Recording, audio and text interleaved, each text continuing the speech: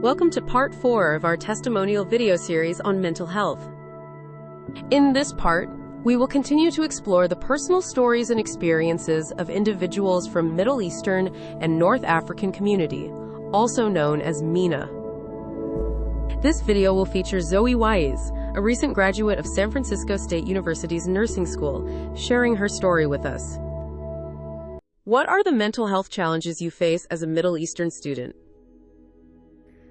Some mental health challenges I feel like I face as a Middle Eastern student is trying to conform to expectations. I feel like my family has a lot of high expectations, and where you are either a doctor, a lawyer, or an engineer. And I feel like for a long time, I didn't really know what I wanted to do with my life, and I didn't know if I wanted to pursue education, and I felt really guilty, and that, I knew my parents had sacrificed a lot in order to get us in this position, get us to America, and be in the position to pursue literally the best education system in America. So I feel like just having that guilt and having those expectations just put a lot of stress on my mental health, and just that stigma of, just within our culture. So I feel like just my mental health as a Middle Eastern student has not been the best, just because of that internal pressure we have, and that mixed in with a guilt. Have you experienced stigma within your community for trying to seek help for your mental health? Absolutely. I feel like a really big thing within our community is just kind of being judged for having mental health. I'll never forget when I went to the mosque and the person essentially leading the prayer was talking and saying how kids are soft nowadays and they feel stressed when they have no real stressors. They're feeling depressed when they have no right to feel depressed.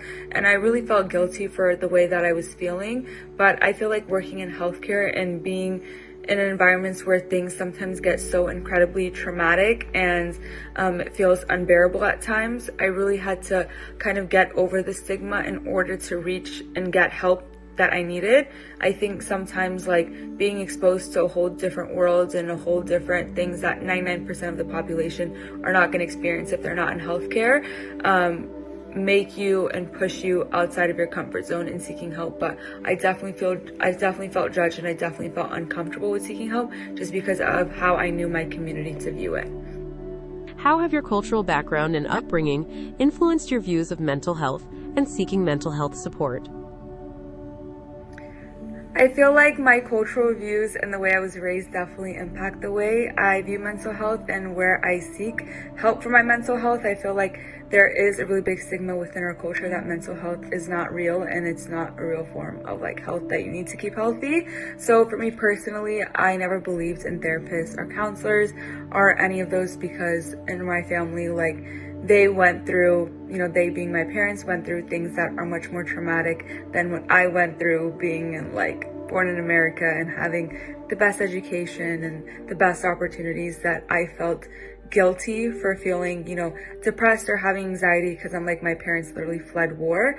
And if they didn't believe in depression or, PTSD and sadness and anxiety, then who was I to do it? So I feel like for a long time, I really didn't seek help for my mental health. But I feel like, just kind of growing up in America and having a lot of peers who may not be the same, Middle Eastern culture and stuff like that really kind of opens your eyes. And I feel like that's when I realized it's more okay to ask for help.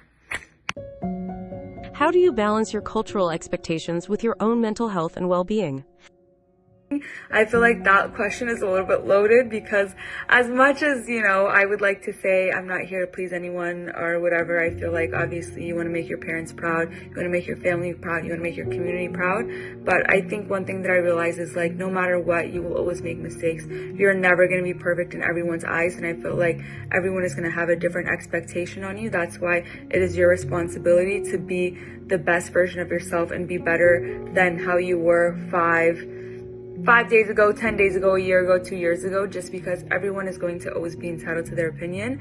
As long as, for me personally, I feel like as long as my parents are proud of me, the rest of my community is not a priority. But of course, there are things that our parents want that we don't want for ourselves. So I feel like it's definitely still something that I'm learning, and I felt like, I'm giving myself grace within this process, but it's definitely still hard just because we have that intrinsic need for validation through our family and our friends. And so I think as long as you remind yourself that you yourself are the biggest, priority in terms of prioritizing your mental health, you will be okay.